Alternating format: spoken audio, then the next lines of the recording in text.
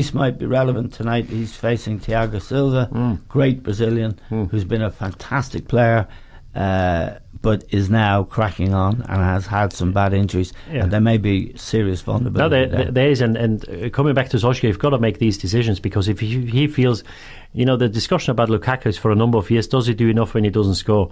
Does he hold the ball up well enough? Does he work the opposition enough?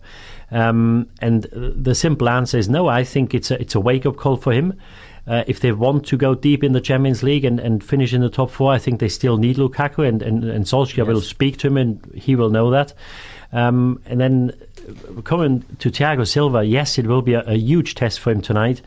But if the thing about Thiago Silva is everybody's talking, when you talk about the best defenders 4 or 5 years ago, you talk about Hummels, you talk about Chiellini, you talk about Boateng, you talk about Thiago Silva. Yes. Now this guy plays for one of the biggest clubs because they are one of the biggest spenders, and he's playing for Brazil. Now you can't go down in history as one of the best defenders if you haven't won the World Cup with Brazil, or if you haven't won the Champions League. Right. And he's not been past the last 8. Now, I'm asking the question, and I'm not saying it's his fault they haven't been past the last 8 in 6 years, but surely they would have had teams. They got knocked out by big teams. Yes. But if you want to win the Champions League, you have to be the biggest teams. Yeah. And I think Thiago Silva has been an excellent player, but I wouldn't go as far as other people to, name him in the same breath as the 2 German World Cup winning centre halves, Chiellini,